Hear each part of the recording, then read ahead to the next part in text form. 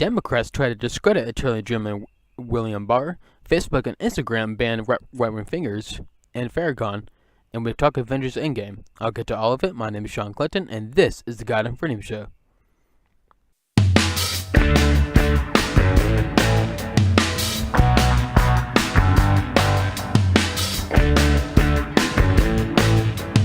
Alrighty, so I hope everyone has had a great week so far. Happy Friday. We have a lot to get to, so let's not waste any time.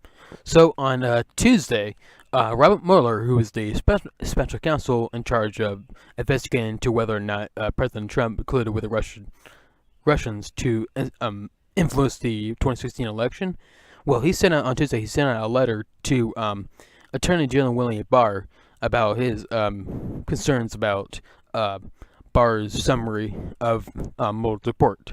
And here is what the actual letter said.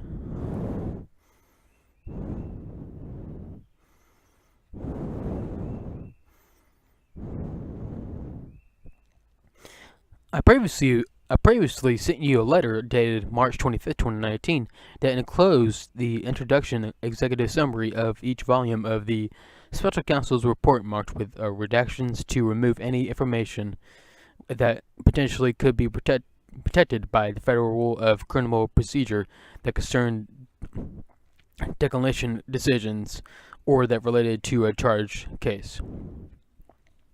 We also had marked an additional 2 sentences for review and have now confirmed that these sentences can be released publicly.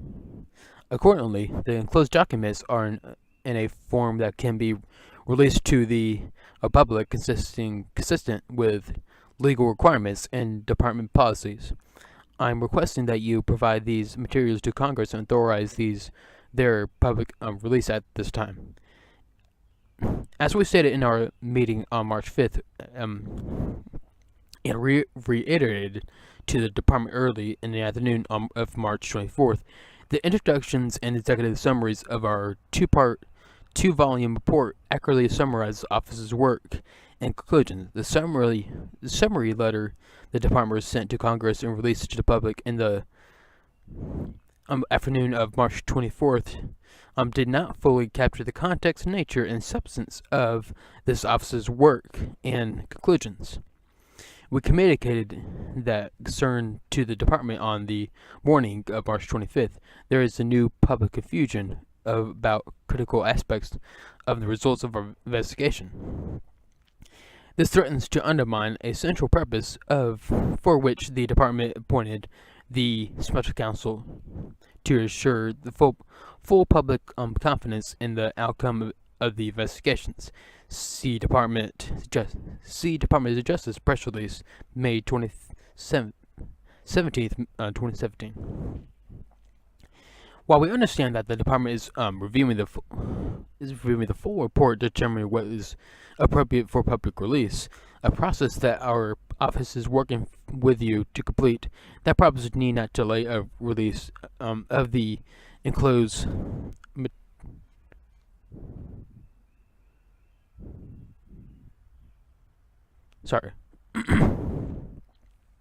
of the enclosed materials. Release at this time would alleviate the misunderstandings that have arisen and would answer congressional and public questions about the nature and outcome of our investigation. It would also accord with the standard for public release notifications to Congress, cited in our letter, C's 28 CFR 609C. The Attorney General may determine the public release of congressional notifications with the public would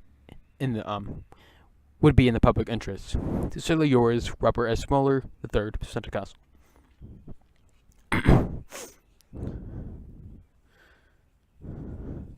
So basically, what this letter is, people on the Democrat side, of course, try to spin it to make it seem like, oh, Barr's had been lying to what he actually found in the letter. Well, no, he didn't. I mean, Barr's letter, summary of the report is accurate. He said, in the summary, there's no supporting evidence for collusion, that Trump colluded with the Russians, and that was in the report. and he also said in the letter that there was there's not any sufficient evidence to charge President Trump with obstruction of justice, which was also in the Mueller's report. I mean, yes, in the report there's multiple instances where you see Trump's behavior and that toes the line of exception, but it doesn't cross it, which is why Mueller didn't indict President Trump on the grounds of obstructing justice, and just left it to Attorney General William Barr. And what he found is he didn't find sufficient enough evidence to charge him with it. So what this letter is really about is just Mueller being whiny. I mean, honestly, it's him whining about that Barr didn't fully capture what he had found in his report. But the thing is, the Barr's summary were just supposed to be a summary of the findings, and which is what he did. And what Mueller's mad about, that he didn't catch the nature of Trump's behavior and all that, which okay, yeah. Okay, so what? Yeah, I mean, we all agree that Trump's behavior is inappropriate during that time, but it's not necessary to be pointed out in a legal document, whatever. But I mean, whatever. I mean, again, Mueller's just being whiny about all this. But again, there's no Barr didn't lie about what he found in the report. I mean, you can read it yourselves. Read both of the 4-page summary, Barr's summary, and then read the Mueller report, and you'll see Barr didn't lie. But of course, that hasn't stopped Democrats from going ballistic and saying that Barr definitely lied, that he should resign. Or many people in the media freaking out. And the Washington Post released a opinion piece over this. Barr betrayed a friend, lied to Congress, and trashed his reputation. This is by someone named Donna Milbank. Here's what it says. 8-year-old Liam Daly became an internet sensation when he penned a letter to his grandfather, William Barr, while sitting in front row at Barr's confirmation hearing in January. Dear Grandpa, he wrote, you're doing great so far, but I know you still will.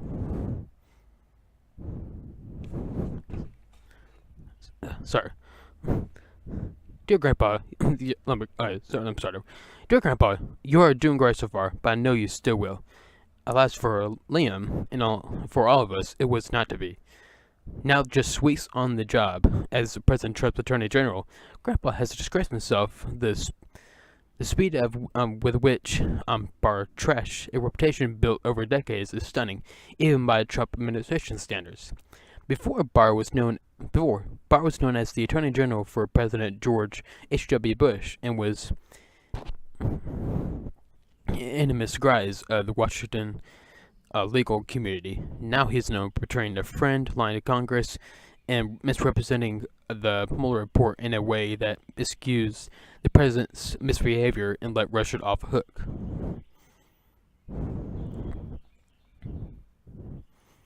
Okay, again, he didn't misrepresent Trump's behavior. He just he didn't. Sorry. Okay, again, but he didn't misrepresent Mueller's findings. All he did was he didn't list out Trump's behaviors in the summary, which again was not necessary to be in the summary in the first place. I mean, the fact that it was in the Mueller report itself it's a little weird. I'm seeing how there's no criminal activity that took place in those settings. It just I guess Mueller trying to point out, Trump's behavior is just bad, which, whatever. It continues. 3 weeks ago, Representative Charlie Crist asked Barr about the reports that Special Counsel Robert Mueller team complained that Barr's 4-page summary of their work didn't adequately and accurately portray their findings. Do you know what they're referencing? No, I don't, Barr replied under oath, speculating that they probably wanted more put out. Grandpa was fibbing. Thanks to the Post reporting, we now know that 2 weeks before Barr denied knowledge of the Mueller team's displeasure, he received a letter from Mueller complaining that Barr's summary did not fully capture the context, nature, and substance of this office's work and the conclusions, and resulted in public confusion. Barr caught in flagrant delicto in his deception, told senators Wednesday that the question was relating to unidentified members of Mueller's team, not Mueller himself. A technical answer that might get him off for perjury, but doesn't avoid the conclusion that he deliberately misled Congress and the public. Why didn't Barr disclose the Mueller letter to Chris when Chris asked the question? Barr replied that Chris had posed a very different question. Right. A court of equal concern, Barr rejected Mueller's request to release more of the report to clear up confusion. At that point, it was my baby. Barr told the Senate Judiciary Committee on Wednesday, "It was my decision how and when to make it public, not Bob Mueller's."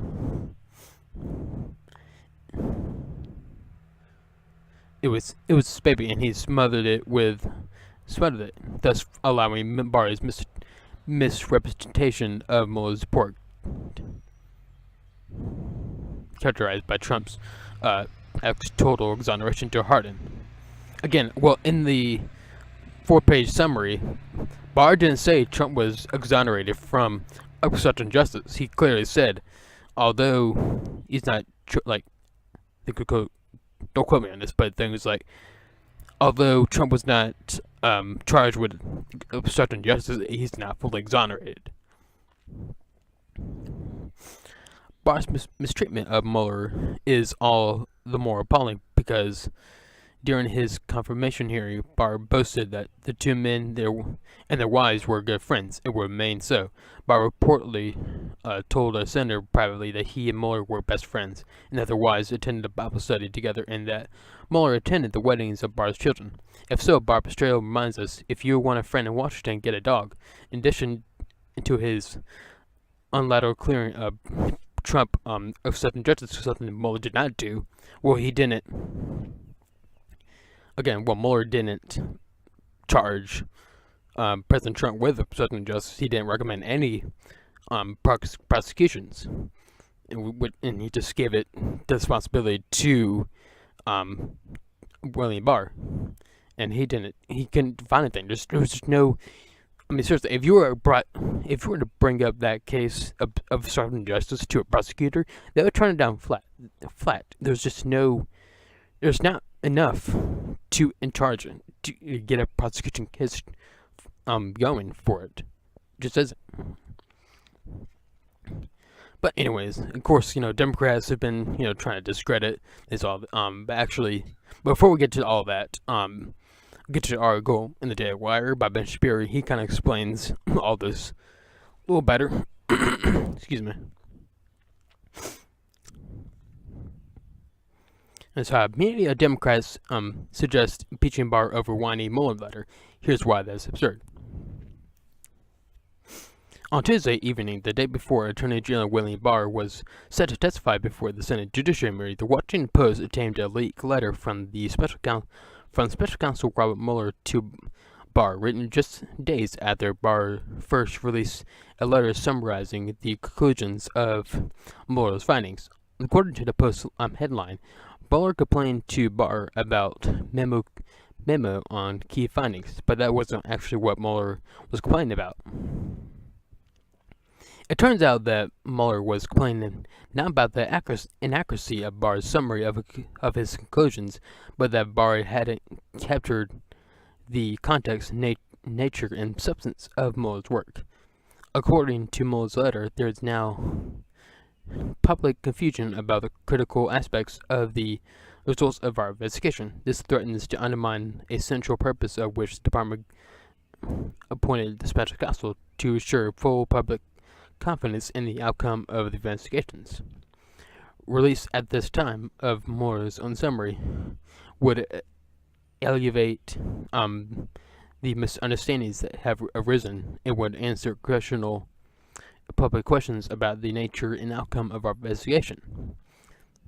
It would also accord with the standard for public release of notifications to Congress set in your letter. So what exactly did Barr do wrong? He didn't lie. His letter was accurate summation of the bottom line of the Mueller report. According to the Post, when Barr pressed Mueller on whether he thought Barr's memo to Congress was inaccurate, Mueller said he did not, but felt that the media coverage of it was misinterpreting the investigation. In other words, Mueller didn't like the media coverage, which probably seemed too kind to Trump in Mueller's view. Mueller's team uncovered very little new damning material with regard to collusion, and in fact refused to issue any finding at all with regard to obstruction of justice. Barr probably didn't release Mueller's summary because Mueller's summary likely didn't contain a bottom line with regard to exception, which means that the American public would have been left bewildered as to whether Trump was in fact guilty of prosecutable obstruction of justice. That confusion was Mueller's fault. Note, this has come from someone who has defended Mueller's integrity for years, called on Trump consistently to stop attacking Mueller, and stated that if Trump fired Mueller, impeachment ought to be on the table. Mueller had the full capacity to recommend prosecution on obstruction of justice. He had full authority to state in his view Trump had obstructed justice, but he didn't. His 448 page report is a listing of ugly details of Trump's internal administration behavior, but does not recommend obstruction charges, and indeed doesn't substantiate activity that could sustain prosecution. Mueller knew that. So what Mueller actually wanted is what he eventually got with the release of the full report. He wanted the media and Democrats to hone in on a political case for impeachment rather than the criminal bottom line.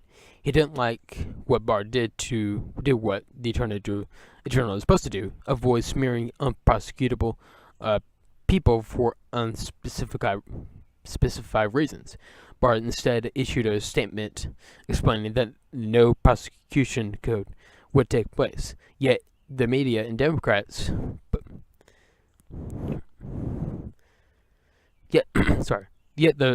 media and Democrats, by repeat myself, say that Barr has lied, though they can't specify the lie, and Mueller himself apparently says Barr didn't lie. They say Barr played defense for Trump even though he released the full report, which is damning for Trump's character. They say Barr should be impeached for simply announcing the criminal results of the investigation rather than releasing Mueller's synopsis of all the very bad things Trump did after firing former FBI Director James Comey. Instead, Barr opted to do his job, then let Mueller have his full say in a report somewhat longer than an average Leo Tolstoy novel. For this, Barr is being pilloried. Here's the reality: Democrats are angry at Mueller for not recommending obstruction charges, and they want to sell their votive candles on eBay so they won't hit Mueller. Instead, they'll misdirect Barr, then claim a cover-up that hasn't happened, and Mueller would prefer that Barr be hit for declining prosecution over Mueller himself by being hit for declining to prosecute, which is effectively what Mueller did.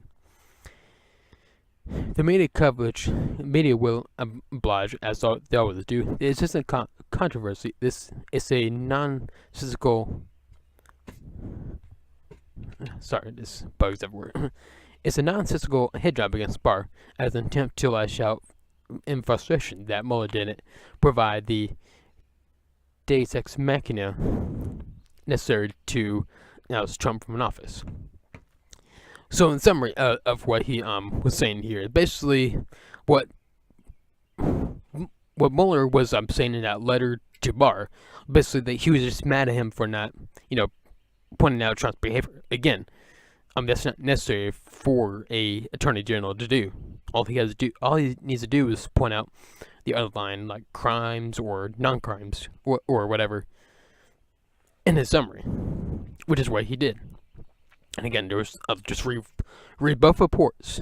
Read the full 448 Mueller report if you so well please, and then read on the 4-page summary, and you'll see again there was no that Barr didn't lie. But again, this didn't stop Democrats from saying that he definitely did lie. The worst of them was Mason Hirono.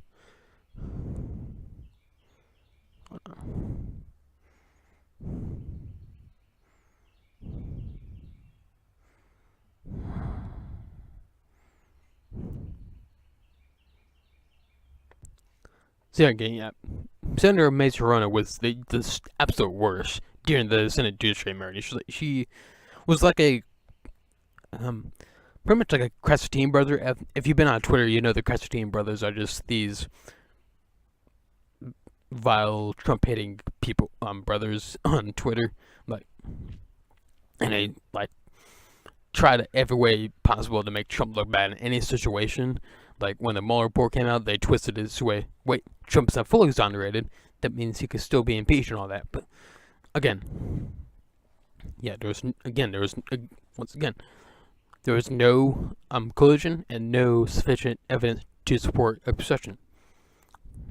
But again, Senator Mason Hirono just went after Attorney General William Barr over this, and yeah, the stuff he said was ridiculous, and she has some tweets started just as ridiculous, and here's a few of them. A.G. Barr is no different than the other people who have sacrificed their once decent reputation for Trump. A.G. Barr has chosen to be the president's lawyer and side with him over interests of their people. America deserves better than A.G. Barr. He must resign. Okay, so where was this for Attorney General Eric Holder? He himself, Eric Holder, called himself the right-wing man for Barack Obama. And when he was helping the contempt of Congress, in front of Congress, Obama put in executive privilege and shielded him from prosecution. So again, where was this kind of line thinking with Eric Holder? But again, there's no comparison. Attorney General William Barr is not being assigned the right wing man for President Trump in a way that Eric Holder was. All Barr is doing is his job, and his job in this situation was to point out the online findings of Mueller's report, which is exactly what he did. And here's another tweet. Republicans would like to think that Attorney General William Barr's behavior is normal, but what we have is an AG who auditioned for the job and misconstrued the Mueller report in a favor of the president. He would have taken the job defense attorney. He should have taken the job as a defense attorney to Trump when he had the chance. Again, he did not misconstrue Mueller's findings. You're misconstruing what Mueller said in the letter. Actually, what Mueller was pointing out that Barr didn't capture Trump's behavior and all that, which is again not necessary for it to be in a 4-page memo. I mean, and that's what. And again, he didn't lie about what he found. So I mean, yeah, all of it is just ridiculous and insane. But again, it's not. I figured that something like this would happen. That Democrats were trying to find some way to spin it to try to go at the Barr and Trump, to make it still look guilty in the public eye, even though the Mueller report says they're not guilty. But again, it's not surprising, to say the least. It's not. All right, in other news, Facebook and Instagram have banned political figures from their sites. And again, of course, most of them being right-wing figures, all except for Louis Farrakhan. But anyways, I think among people were like Alex Jones, Mayo, Indianapolis, trying to think, there was Prison Planet. Oh, got it. Here's the full list. Alex Jones, InfoWars, Mayo, Indianapolis, Paul Joseph Watson, Laura Loomer, Paul Nealon, and then of course we have Louis Farrakhan. But what the media has tried to do is try to lump Louis Farrakhan with the right wing figures, which makes no sense. Louis Farrakhan is pretty left wing. I mean, he may have some conservative values, but I mean, for the most part, he's pretty left wing. I mean, he is a rabid anti-Semite. And he's called like Jews like termites of the earth, and need to be exterminated and all that. But this, of course, the media's attempt to paint the right as these bad, horrible people. But I do want to kind of point out here that although most people I do not agree with, I do not really like Alex Jones. He's just a loud conspiracy theorist. I don't really like Mayo Indianapolis. Paul Joseph Watson's pretty cool, honestly. Laura Loomer, I didn't follow her too much, so. And then Paul Newhan, I didn't know who that was. And Louis Farrakhan, again, is a rabid anti-Semite. But, many Democrats have association with him. There's pictures of, him and Barack Obama, I think him and Hillary Clinton, and Eric Holder. So, but anyways, despite all that, despite, whatever disagreements I have with them, they shouldn't be banned from social media. And this is the problem with what social media has become over the years. Because after the 2016 presidential election, the left, like Democrats, just of course, went full insane and tried to find any excuse in the book to try to say that Trump is an illegitimate president, and that one of the reasons they used that Trump may have won or whatever was that Russian bots were on like Twitter, and that Russian nationalists use social media to try to influence like American voters and all that. But again, like Trump didn't have anything to do with that. So, but again, that was like pretty much Russia's attempt to try to create chaos and all that. But what the Democrats had done is try to use that as a way to ban anyone who is right wing. So anyone who expresses any kind of right wing view, in their view, should be banned. And we see that on Facebook, on Twitter, on Instagram. We see that all over the place. Of course, most of them are kind of more the radical conservatives or whatever. Paul Joseph Watson is not really. Yeah, Paul Watson is not really radical, honestly. He's not moderate conservative, but he's your normal conservative. He's not like an Alex Jones or a Milo conservative. Although I wouldn't label Milo conservative anyway. But anyways, but despite all that, they should not be banned, because what this does is create a precedent that, you know, and just masks the double standard to where, you know, of course, conservatives can say something and then they get banned, but someone on the left can say the same thing, but they don't get banned. It's kind of a massive double standard. And in my opinion, that nobody should be banned. I mean, unless of course they're citing some kind of violence, and then that's a whole other issue, and then they should be actually prosecuted for that. But for saying something that can be deemed hateful, yeah, but hate, like, that's like kind of subjective in a way. Like, people see like something that's hate, like for example, I say that a man is a man is a man and a woman is a woman, and they can't be one or the other. I mean, a man can't be a woman, and a woman can't be a man. I mean, that's basic biology. But the left will look at that and say, "Oh, that's hate speech. I deserve to be banned from campus, banned from social media with all that." Which, yeah, again, so, but in my opinion, I mean, no one should be banned. But the problem, what this has turned to, is the Democrats try to use, this is the way Democrats try to squash down conservative views or whatnot, because they can't do it through government, because that would be violating the First Amendment. So they try to go to the friends of Silicon Valley and try to talk them into banning any conservatives, and then change their policies in a way that puts every conservative on social media in that bubble. And anytime that violate those terms, they get banned.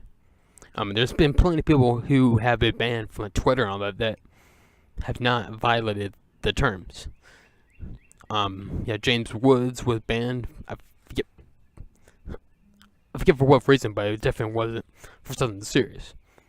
Jeremy Boring for the Daily Wire has been banned for like saying something about Brussels sprouts, which, I mean, it was a very funny tweet.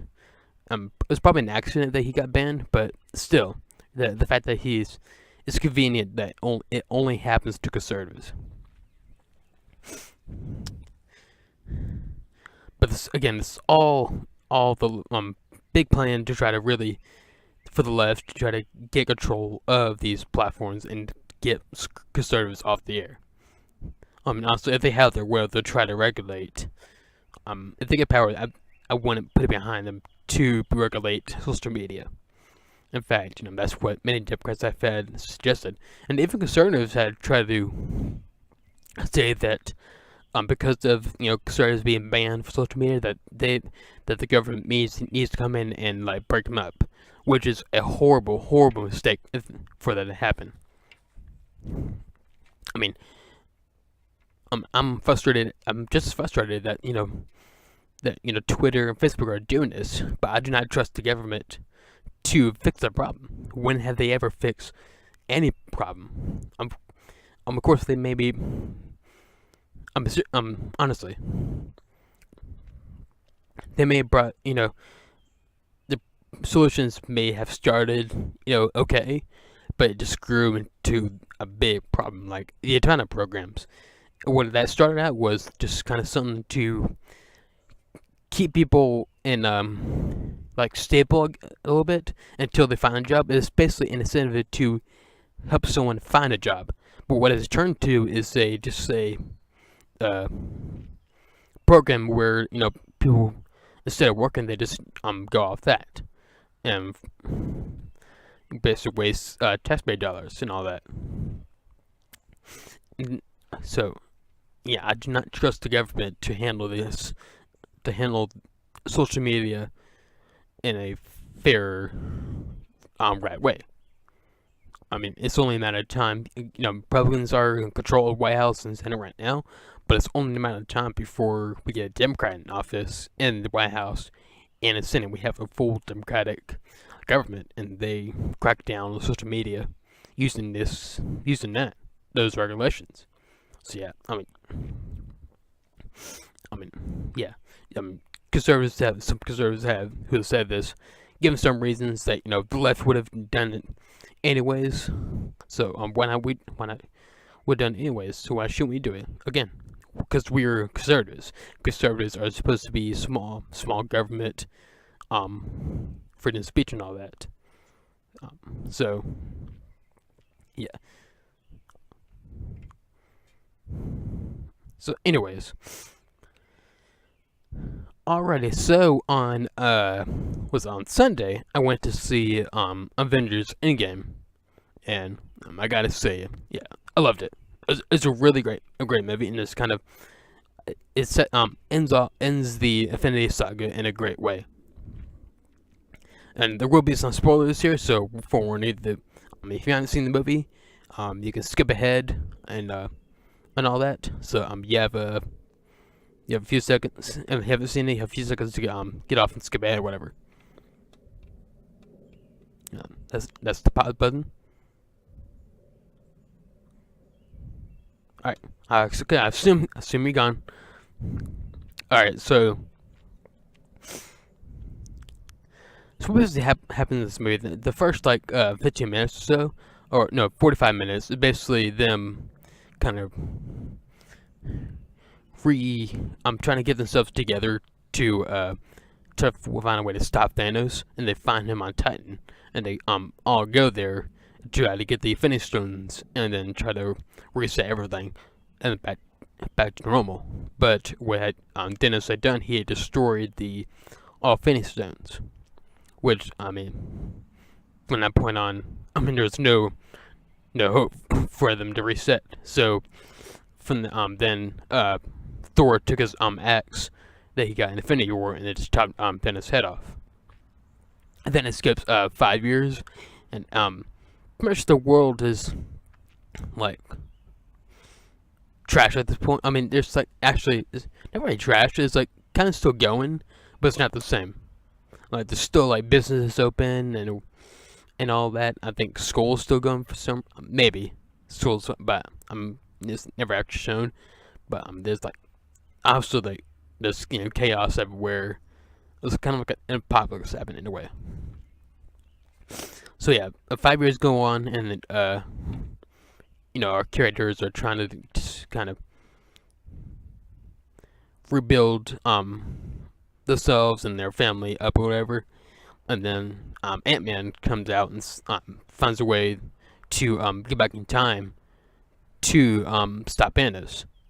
And so what they do, they go back to multiple time points, which is to the time of the first Avengers, to the Guardians of the Galaxy, back to the 70s and all that, try to get these different Infinity Stones, and they all eventually do it, and then Iron Man creates a glove to hold these stones, and eventually Hulk comes in and takes it, and then snaps his fingers, and then bringing everybody who was adjusted away back alive. But then it comes the greatest showdown of movie history.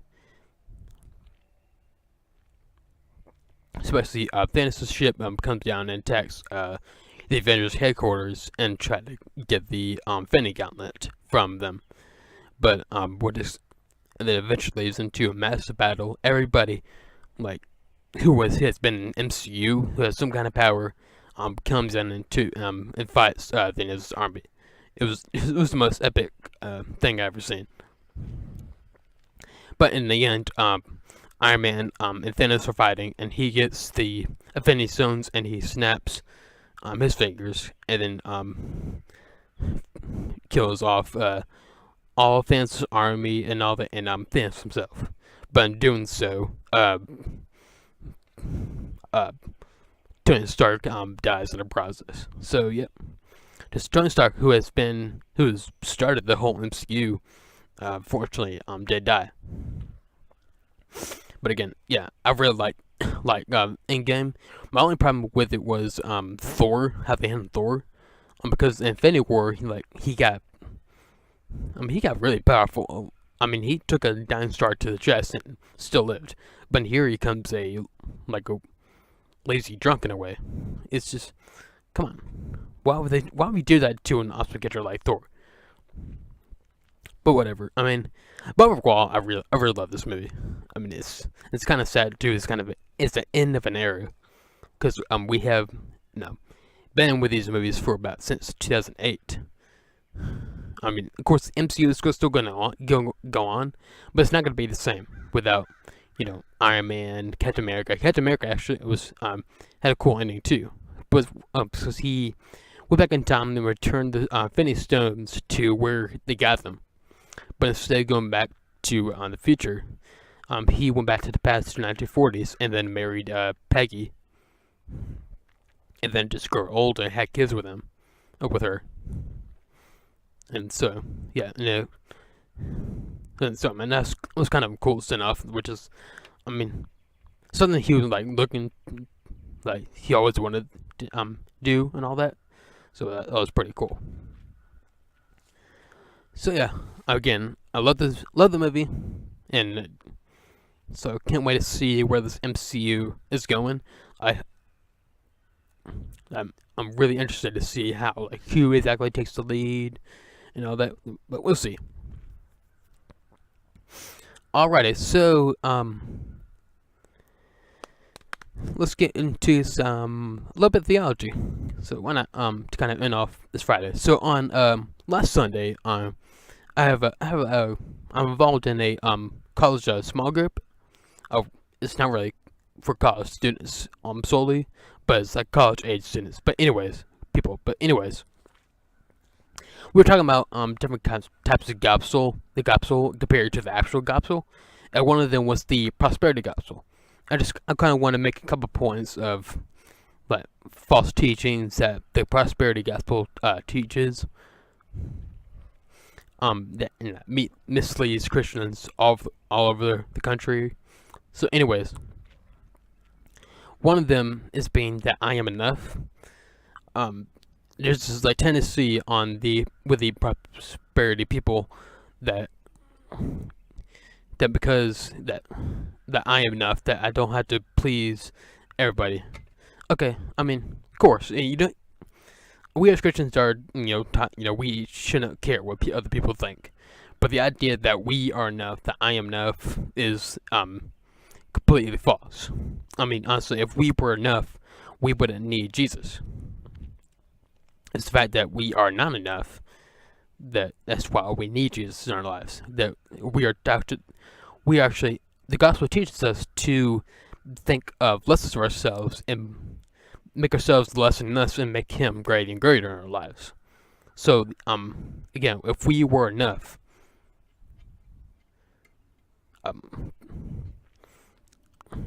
yeah, it's kind of the same line, thinking of God doesn't give you more than you can handle, and that may sound cool, but it's not true.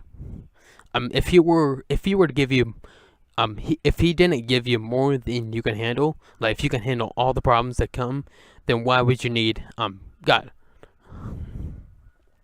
So the point is, God does give you more than you can handle for the sole reason to rely on Him. So yeah. So the whole I am enough and God to give you more than you can handle is all false teachings, and Christians should not keep away from it. One of the other teachings I often hear from the prosperity gospel is that if you when you become Christian, that your lives get easier, there's no problems whatsoever. But if you do get some kind of sickness or run into some kind of problem, that means you lack faith, which is completely and total nonsense and false. For the most part, the idea that you get sick or get cancer or whatever that is because that you have lack faith in God, it's BS. It's total BS, as we see in John chapter 9. Jesus Himself trumps down this notion. Excuse me, sorry about that.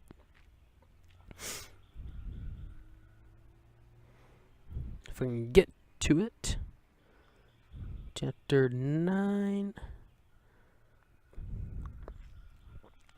So as we know, John chapter 9 is where Jesus heals the blind man, and here's what was said during that.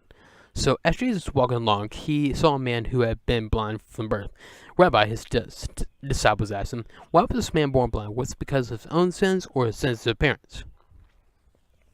And Jesus replied, "It was not because of his sins or the sins of his parents. This happened so the power of God could be seen in him," which is exactly true.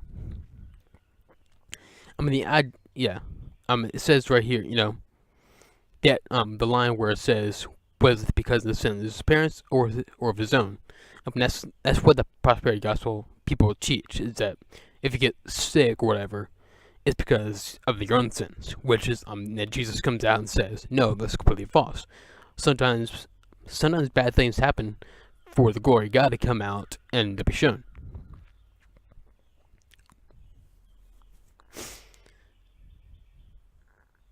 And also the idea that Christians are supposed to have these easy lives that with no problems whatsoever. That's what happens when we become a Christian. That's completely false. I mean, I wouldn't say it's like you've run into more problems as Christian than vice versa to be a non-Christian, but you still run into a lot of problems, especially because like the enemy is trying to come in and try to stray you from the path, God's path. But it's when we as Christians fight back against it and just tell them, no, I know what you're doing. You're not gonna stray me away. But the idea that we are not supposed to be having any problems as Christians is nonsense. Jesus himself said that we are going to be suffer for believing in him. The world's going to hate us because they hate in him. Think of all of the disciples, except for John. But he was still isolated. But all the rest of the disciples were killed off. Peter was crucified upside down. John was was almost poisoned, but he of course survived. We're just isolated. Paul was beheaded, and everybody was killed off. And see this, and of course, remember back in Easter weekend, Easter Sunday, ISIS attacked churches for the sole purpose of trying to kill Christians. So the idea that we're not gonna face any trials in this world since we're Christians is nonsense. We will face trials, but it's just when we as followers of Christ come in and persevere and stay the course and still have faith in that and trust God that He knows that and trust Him with the plan and all that, and act on God's will, not your own. Alrighty, so that's all I have for today. So I'll be back here next week on next Friday. I hope everyone has a great weekend. We'll be back to see whatever crazy nonsense is in news then. Alright, I'll see y'all then. My name is Sean Clinton, and this is the God of Freedom Show.